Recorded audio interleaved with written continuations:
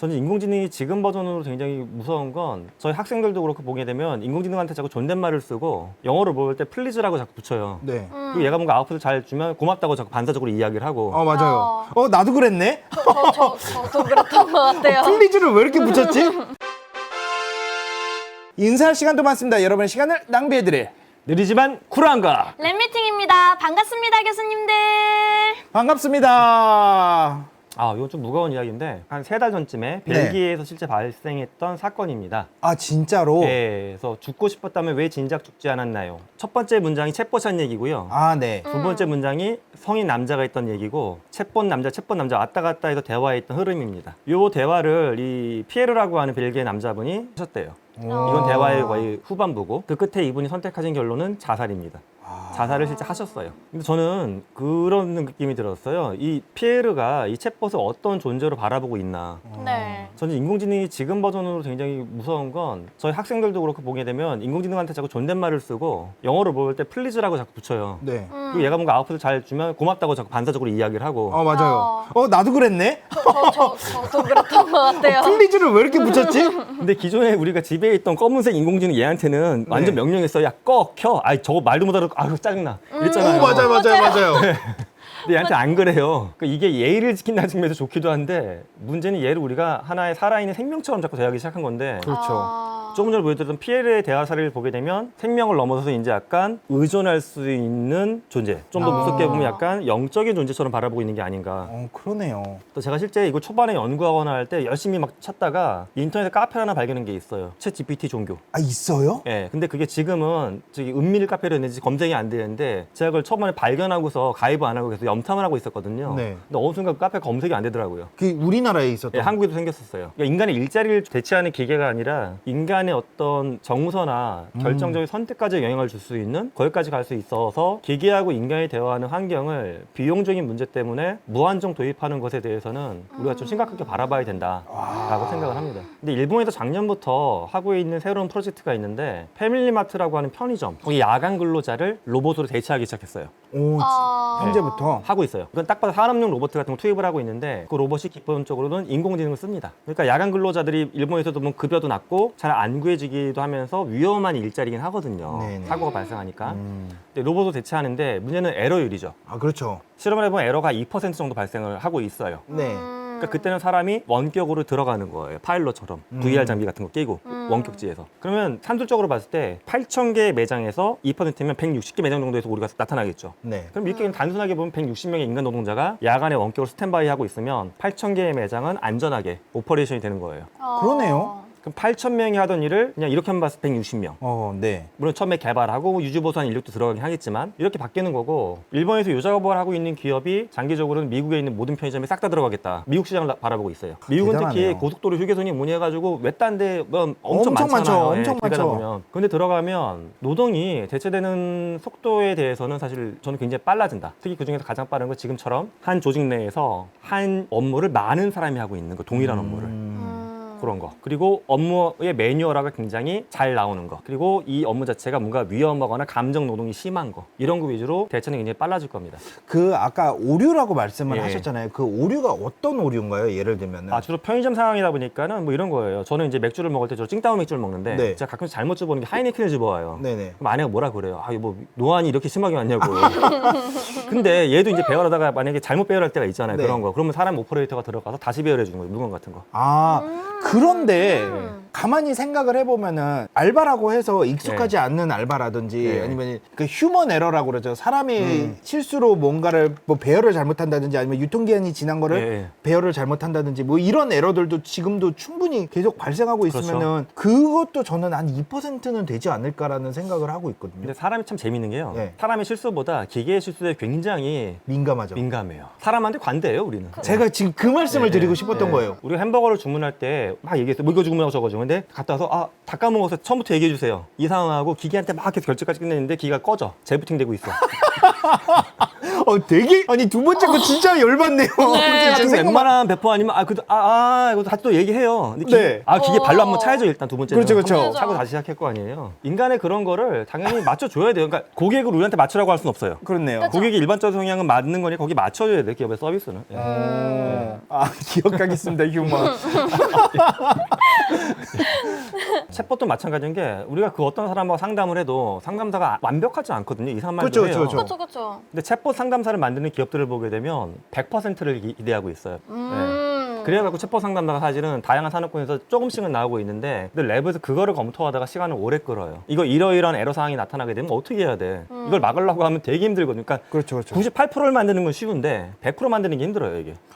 그러네요. 자, 그래서 제가 현장에서 교육 관계자들이나 특히 학부모님들 만나면 이 질문 정말 많이 받아요. 사실 제가 이 책을 쓰게 된 첫 번째 어떤 트리거도 이것 때문에 그랬어요. 네. 제가 이거 2, 3년 전부터 너무 많이 받아가지고 인공지능이 대체 못할 직업. 사실 저도 그랬지만 3년 전까지만 해도 창작. 저도 그렇게 그 얘기를 많이 했죠, 우리가. 생각했었는데. 그리고 뭐 몸 쓰는 직업. 근데 지금 보면은 저희 지금의 판단은 뭐냐 하면 지금 우리가 갖고 있는 모든 직업은 다 대체된다. 순서의 문제지. 그러니까 이 얘기를 하고 있는 학교에서 가르치는 저도 대체된다. 지금 지금은. 봤을 때 우리가 되게 당연하게 쓰고 있는 것 중에 하나가 예를 들어 이렇게 황성님 갖고 있는 노트북에도 엑셀 깔려 있을 거 아니에요. 네네네. 엑셀이 사실 수많은 사람이 일제를 대체한 거거든요. 그렇죠, 정말로. 주판 안 배우셨죠? 주판 뭔지 아세요? 주판 알긴 뭔지 아세요? 알아요. 생김새. 주판이라고 이만해가지고 네. 5천만 원짜리 기계가 있었거든요. 이렇게 계산해주고 하는 거. 아니잖아요. 이렇게 제가 저는 무리수를 줬습니다. 순간. 대회도 나갔습니다. 그렇죠. 주판 배운 세대. 예. 저는 한번이요, 그렇죠, 그렇죠. 오번이요 해가지고 이렇게 딱딱딱 짜라락 하고 예. 네. 탁 털고. 근데 이게 사실 예전에는 제가 지금 국민계통에 있는 분한테 주판 얘기하면 되게 신나세요. 제가 비슷한 연배분하고 얘기해보면 맞아요. 예전엔 그랬어. 우리가 전표 갖고 오면 주판 하시는 분 쫙 앉아갖고 이렇게 종이로 써온 거 싹 계산해주고 했는데 결산할 때 난리 났다고 밤새고 주판 딱 해가지고 그렇죠. 이게 보면 수많은 주판 작업했던 일들이 엑셀 하나로 대체가 된 거거든요. 네네. 이거 심지어 한 명의 일을 대체한 것도 아니에요. 제가 그렇죠, 봤을 때는. 그렇죠. 정말로. 예. 그러니까 우리가 했던 모든 작업은 사실은 우리가 눈에 확 띄는 작업이 아니더라도 알게 모르게 대체를 계속 해왔던 겁니다. 그래서 저는 앞서 보여드렸던 것처럼 몸을 쓰는 것도 몸을 쓴다라는 게 굉장히 정교화되고 여기 기계의 지능이 붙으면서 인간이 몸 쓰는 거 대체할 수 있고요. 네네네. 그 창작도 이미 대체가 됐죠. 음. 법률적으로 봤을 때 그래요. 미국에서는 최근에 논의되는 걸 보게 되면 미드 전율 그린 그림 누구 거냐 저작권. 그렇죠. 그 문제가 되게 이슈죠. 이게 되게 아직 결론은 안 났는데 저는 좀 이렇게 생각을 하고 있어요. 미국 법적의 의견도 비슷하더라고요. 네. 미드전이라고 하는 플랫폼 자체는 카메라다. 그러니까 제가 만약에 프롬프트 입력하면 저는 이게 작가가 되는 거예요. 네네네. 작가가 누르고 카메라가 딱 짱 해서 저걸 찍었어. 네, 그렇죠. 그럼 이 상황에서 이 사진 누구 거냐에 대한 이슈처럼 봐야 되지 않냐. 그럴 수 있겠네요. 근데 이 논리상의 약간 허점은 뭐냐 하면 작가는 이거 하나 잘 찍어도 엄청나게 찍고 막 노력하는 거잖아요. 네네. 막 풀밭에 밤을 새고 누워있고 사자가 입 벌리는 거 찍으려고. 그렇죠. 근데 이 사람은 입 벌리고 있는 사자가 하품하는 거 한 3줄 입력하면 사진이 나왔어. 네. 이거를 동일하게 보기에는 여기서 들어간 논리가 창작자의 적극적인 노력과 창작자로서의 다양한 아이디어 이런 게 개입이 됐는지 또 유럽적 사례를 보면 이런 인공지능 도구로 나온 결과물을 인공지능의 저작권이 있다라고 인정해준 사례도 나왔거든요 이미. 네. 인정해줬단 말은 인간의 생태계 내에서 얘의 창작물로 인정해줬다 얘가 창작했다라고 본 거잖아요. 그렇죠. 창작한 거예요 그럼 창조. 네. 그러니까 인간이 창작을 앞으로 뭘 더 할지는 모르겠지만 현재 시점에서 인간이 창작한다라고 말로 했던 것들은 기계가 이미 하고 있는 게 아닌가 생각을 합니다. 사진기가 처음 나왔을 때도 초성화 그리는 사람들이 난리가 났었어요 그때. 아, 그랬겠네요, 진짜로. 꺾어버리고 근데 지금 우리는 그 시대에 또 한 번 와 있는 거예요 사실. 그러네요. 네, 그래서 제가 이제 아까 했던 엑셀 얘기해 볼 건데 저 같은 경우 엑셀을 많이 쓰는 경우에 이제 학점 계산할 때 그렇죠.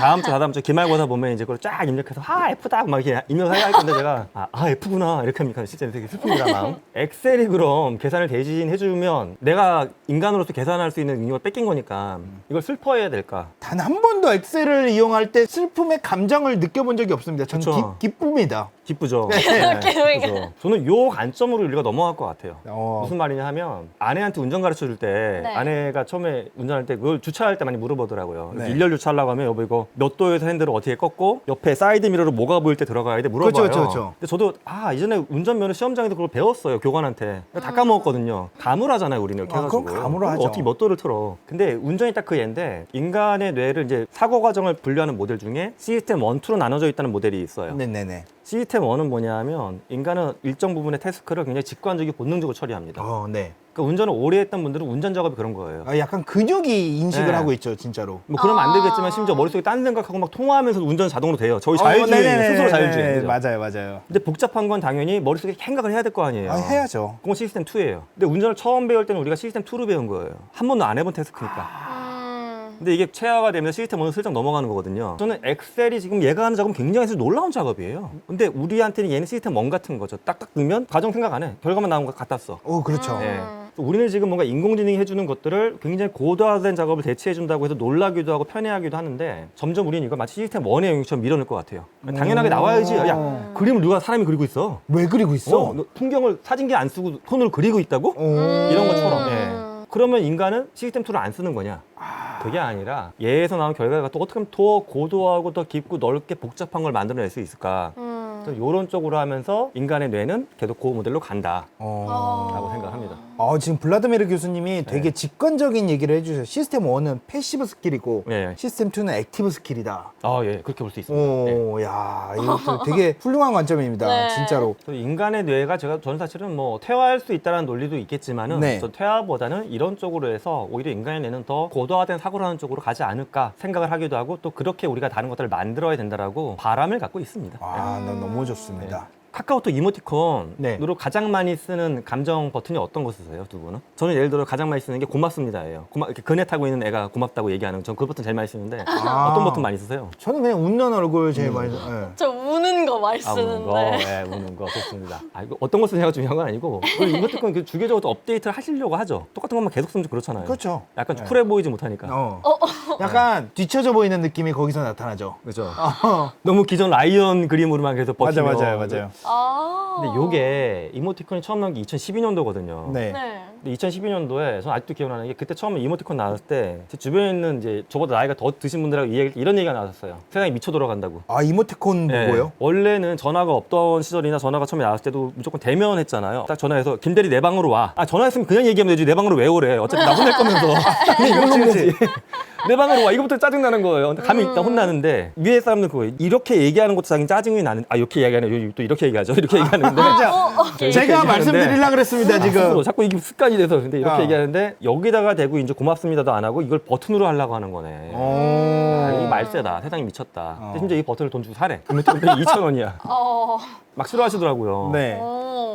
근데 지금 보면 2021년 기준으로 이모티콘 그 마켓 규모가 7,800억까지 컸어요. 7,800원. 곧 네. 1조가 되겠네요. 그렇죠. 없던 시장인데 10년 만에 그렇게 올라갔던 거예요. 네. 네. 근데 이렇게 따지고 봤을 때 사실 많은 마켓에 있는 것들이 불과 100년 전에는 디지털의 개념이 없었으니까 거의. 네. 없던 것들을 우리 숫자로 만들어서 거래하는 산업을 막 키우고 있는 거예요. 우리가 영상으로 보는 것도 사실 본질은 숫자로 뒤에 있는 거잖아요. 네네네. 그 영상끼리 송출되니까 해외도 갈 수 있는 거고. 그래서 전 산업적으로 앞으로 점점 더 커지는 게 지구에서 더 많은 걸 캐내가지고 더 많은 술, 많은 음식을 먹기 위해서 인간이 노력하기보다 숫자를 생산해서 숫자를 갖고 인간의 욕망을 채워주는 산업들 이런 것들이 훨씬 더 커질 거다. 그래서 그런 부분에 특히 국가적으로 집중을 많이 해봐야 된다. 그렇게 좀 생각하는 측면에서 그 얘기를 좀 풀어봤습니다. 네. 책에서도. 예. 이런 상황에서 그럼 우리는 뭘 준비해야 될까? 어떻게 해야 될 거냐예요. 네. 책에 있는 모든 얘기하진 못했지만 무슨 많은 부분에서 충격적인 것도 있고 희망도 보이시고 했을 텐데 이렇게 큰 변화가 오게 되면 사람들은 보통 그 생각을 해요. 변화하는 환경 자체를 좀 싫어하거나 피하려고 하는, 두려워하는 거. 그래도 뭔가 나한테 안 좋은 일이 생기게 되면 환경이 바뀌었고 내가 안 됐지. 환경만 그때 안 바뀌었으면 내 사업이 되는 건데. 야, 수능 제도만 안 바뀌었으면 내가 서울대 가는 거였잖아. 갑자기 수능이 생겨서 나 못 갔어. 입시가 바뀌어가지고 하는데 그건 어쩔 수 없는 것 같아요. 외부 환경을 내가 어떻게 바꿔요? 외부 환경은 환경대로 가는 거예요. 중요한 건 변화하는 환경에서 가장 문제인 거는 어제대로 살려고 하는 나의 태도예요. 내가 바꿀 수 있는 건 나의 태도예요. 제일 쉬운 거예요, 어떻게 보면. 그렇죠. 와이프의 태도도 아니고 딸아이의 태도도 아니고 내 태도잖아요. 내 거잖아. 내 네. 거잖아. 그러니까 환경 탓하지 말고 다른 사람 탓하지 말고 나의 태도를 바꿔야 된다. 그러니까 어제의 법칙으로 살 수 없는 내일이 우리는 온다라고 봐요. 과거에는 우리가 뭐 10년 전에 배운 배운 걸로 10년 내에 못 산다 이 얘기를 했는데 그렇죠. 이 10년도 아니라 1년 전에 배운 걸로 못 산다? 이미 온 거잖아요. 제가 지금 들려드렸던 이야기는 사실 근데 많은 난제가 있습니다. 저는 이걸 뭉뚱그려가지고 인간이 날개를 펼친 존재라고 생각을 해요. 이게 무슨 뜻일까요? 인간이 마치 그 나비가 그 애벌레가 되었다가 껍질을 벗고 날개를 쫙 펼치고 날아가는 것처럼 네. 인류가 또 다른 존재로 날아가기 위한 날개를 펼친 단계 같아요.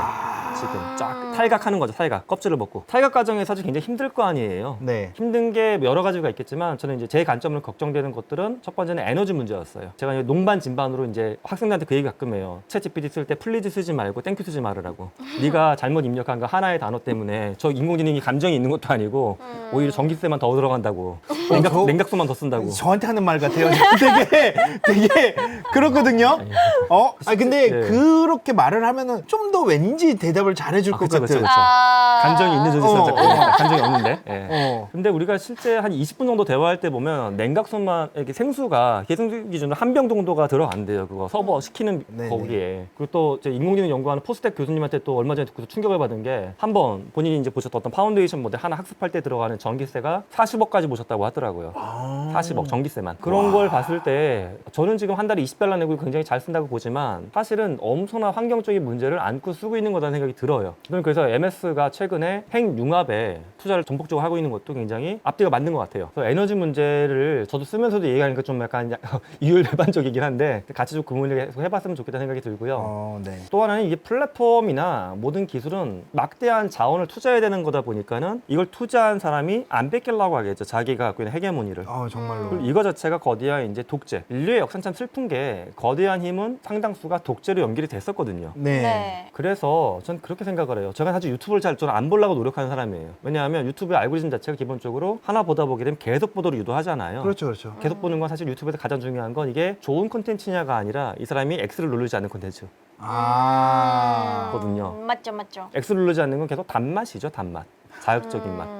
그 사실 뭐 이건 제 주장이 아니라 올더스 헉슬리가 썼던 멋진 신세계 세계관에서 제가 갖고 온 이야기인데 인류가 앞으로 정보나 모든 경험 측면에서의 독재자의 모습은 공산주의 국가처럼 너 이거 못 봐, 너 이거 못 가져 이렇게 다 막는 게 아니라 다 있어. 이거는 없잖아, 있잖아, 여기 있었어. 제가 안 본 거예요. 유튜브에 보면 좋은 것도 되게 많은데 가끔씩 보면 정말 위험하고 이상한 거에 조회수가 높을 때가 있거든요.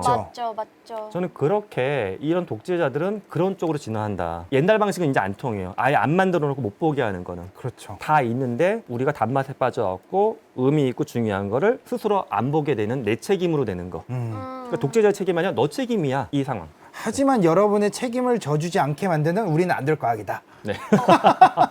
네. 저는 그래서 그 독재 문제에 대해서도 또 고민을 해봐야 된다는 게 두 번째 고민이었고 네. 세 번째 고민은 양극화였습니다. 양극화가 지금도 제가 아까 국밥집 얘기 말씀드렸는데 그렇죠. 테이블에서 이게 눌러갖고 주문하는 구조거든요. 네네네. 결제도 거기서 하고. 네네. 갈 때마다 어떤 신을 보냐면 나이가 지긋하신 이제 어르신들이 와가지고 커플로 오셔가지고 앉아갖고 순댓국밥 같은 거 드시려고 하는데 이거 안 돼요, 이게. 안 되지. 그러면 종업원이 와서 도와주시긴 하는데 네. 그런 다른 식당 가면은 어떨 때는 종업원이 아예 안 보이는 데도 있어요.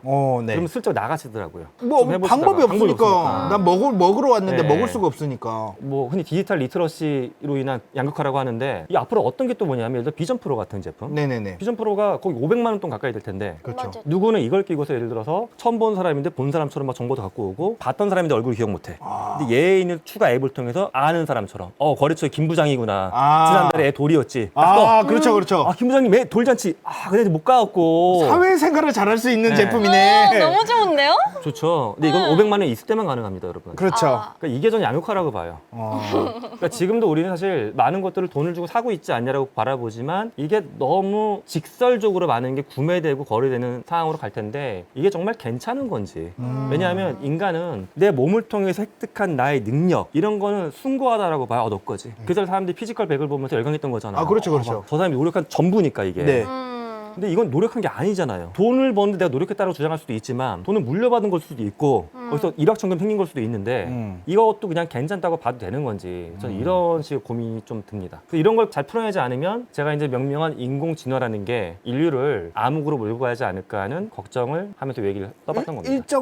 일정 계급이라고 말할 수는 없지만 사회의 일정 부분은 도태시킬 수도 있겠네요. 그렇죠. 오히려. 그렇죠. 좀 정리를 해보는 쪽인데요. 그럼 이런 변화가 정말 제가 예상했던 것처럼 빠른 속도로 계속 나타날 것이 것인지에 대한 건데 지금 이게 어떤 그래프인가요? 이 그래프는 2000년에 걸친 그래프인데요. 네. 기원 후 1년부터 2018년까지의 국가들의 GDP 그래프예요.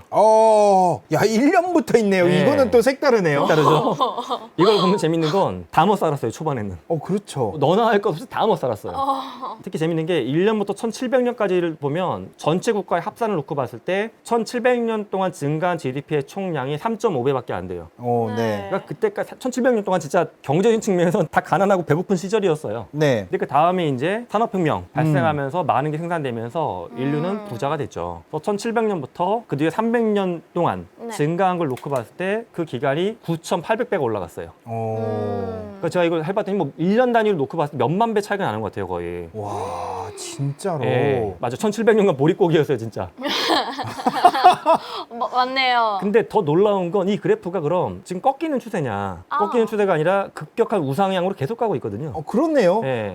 내 주식 그래프가 저랬으면 좋겠다라고 계시는 분들도 진짜 많은데. 그런데 저는 이걸 보면서 인류는 이제 올라탔다. 이게 언제까지 갈지는 저도 모르겠습니다. 사실 그 부분은 모르겠는데 네. 적어도 지금 현재 눈을 뜨고 있는 우리들이 살아있는 동안에 이걸 갈 것 같아요. 추세상. 그래서 우리는 좋게 말하면 엄청난 기회의 시대에 살고 있고 그렇죠. 한편으로는 엄청나게 도태될 수 있는 시대다 또 상대적으로 또 이런 생각이 듭니다. 네. 나는 인류 문명의 거대한 전환점에 서 있는 첫 번째 사피엔스입니다. 이렇게 우리를 정의해봤습니다. 오늘 이야기 시작할 때 첫 번째 질문이 뭐였냐면 교수님의 첫 번째 네. 질문이 30만 년 전에 인류와 내가 동일한 사피엔스인가를 네. 질문을 해주셨잖아요. 네. 그 답이 지금 이 한 문장으로 되어 있지 않나 그렇게 생각합니다. 저는 그렇게 생각을 해요. 인류가 이제까지 지구에 탄생한 인류가 대략 1,100억 정도 되더라고요. 네. 네. 1,100억 명이 좀 넘어요. 현재 인구가 70억 5천 명 정도로 집계를 하고 그러니까 있고요. 총 태어나서부터 죽은 여태까지 사람까지 죽은 포함하면. 사람을 포함하면 이 얘기 들려드리면 생각보다 좀 인구가 적었네요, 그래요, 많은 분들이. 저도 지금 그쵸. 근데 그게 아까 그 GDP 그래프랑 관련이 있겠죠. 그렇죠. 생산량이 적으니까 당연히 수명이 급격히 짧았고 종의 수가 적었겠죠, 우리의 네. 숫자가. 근데 어쨌든 합치면 1,100억인데 저는 그게 궁금했어요. 그럼 인류는 앞으로 몇 명이 더 태어날까? 저 역으로 질문. 지구의 운명이, 이 행성의 운명이 몇 년 정도 더 가나요? 이거는 네. 기본적으로 앞으로 네. 한 45억 년 정도? 그쵸. 그런 거 관련된 거 연구를 좀 찾아봤더니 그렇게 예상했을 때는 12경 명이 넘는다고 하더라고요. 와, 아이 급이 다르네요. 근데 이걸 또 이제 약간 작게 보게 되면 인류가 지구가 있다고 해서 인류가 있다라는 전제도 성립할 수 없잖아요, 또. 그렇죠. 인류가 멸종할 수가 있고 네네네. 또 생물학적으로 보게 되면 종을 연구하셨던 분들은 포유류가 보통 한 종이 100만 년 있으면 사라진대요. 근데 인류가 30만 년 있었으니까 네. 70만 년 정도 더 있다라고 보게 되면 그때 네. 숫자는 좀 많이 들어요. 어. 그래도 예를 들어 조단위예요, 조단위. 굉장히 크죠. 그러니까 굉장히 최소로 보건 최대치로 보건 간에 어떤 기준으로 봐도 현재까지 온 1,100억의 인구는 전체 비율상 1%도 안 돼요. 1%가 아니라 0.000 몇 프로밖에 안 돼요. 네네네. 저는 그래서 우리를 그냥 올림을 친다고 해도 지구에 살아갈 전체 인구를 100명으로 봤을 때 우리는 첫 번째 한 명이다라고 표현을 해본 겁니다. 한 명. 와, 우리가 그 시작일 수 있다. 예, 시작이다. 아. 그래서 저는 그렇게 우리가 바라보면 좋을 것 같아요. 어떤 분들은 이미 많은 게 다 개발이 됐고 이루어졌고 난 추가적으로 선택할 것도 없고 할 수 있는 게 없습니다 라고 바라보기보다는 전장에서 봤던 그 서 있는 것 같은 그래프를 바라보시고 나는 1% 안에 들어간 사피엔스라는 걸 보시고서 이제 인류 전체의 문명은 시작하는 시기이기 때문에 네. 나는 더 많은 기회를 갖고 있다. 또 그만큼 반대로 보게 되면 나는 내 뒤에 올 99명의 사피엔스가 나의 선택에 의해서 많은 영향을 받을 것이다. 네. 그렇기 때문에 우리의 책임도 무겁다는 것을 잊지 않았으면 좋겠다는 생각으로 썼던 문장이었습니다. 네, 너무 좋습니다. 너무 멋있습니다. 네, 오늘 지금까지 해주신 여러 가지 이야기들은 여기에 담겨 있다. 초인류라는 책에서 오늘 이야기해주신 여러 가지 관점들이라든지 또 앞으로 변화해갈 우리가 생각해볼 예. 여러 가지 네. 문제들을 이 책에서 한번 확인하실 수 있지 않을까 생각합니다. 네, 오늘 이렇게 해서 오늘 김상균 교수님 모시고 앞으로 인류는 어떻게 변화해갈 것인지 또 AI가 급격하게 발전해가는 우리 사회에서 앞으로 인류는 어떤 태도를 가지고 어떻게 변화해 가야 하는지에 대한 이야기를 네. 오늘 나눠봤는데 교수님 오늘 어떠셨습니까? 즐거웠습니다. 특히 이렇게 두 분하고 대화도 즐거웠지만 채팅창을 통해서 함께 하시는 분들이 많이 계셔서 즐거웠고요. 제가 오늘 했던 이야기가 사실 정답도 아니고요. 그렇죠. 제 책에서 뭐 모든 미래를 제가 예언자가 아니기 때문에 네. 정답을 보여드리는 것도 아닙니다. 다만 여러 가지 공부했던 한 교수의 생각입니다. 생각은 서로 합쳐지고 나눌 때 더 커지는 거기 때문에 네. 네. 제 책에서 정답을 다뤘다라기 것보다는 여러분의 생각을 확장할 수 있는 하나의 추가적인 도구가 제 책이 아닐까 생각을 해봤습니다. 네. 인사할 시간도 많습니다. 여러분의 시간을 낭비해드릴 느리지만 쿨한 과학. 랩미팅이었습니다. 감사합니다, 교수님들. 감사합니다.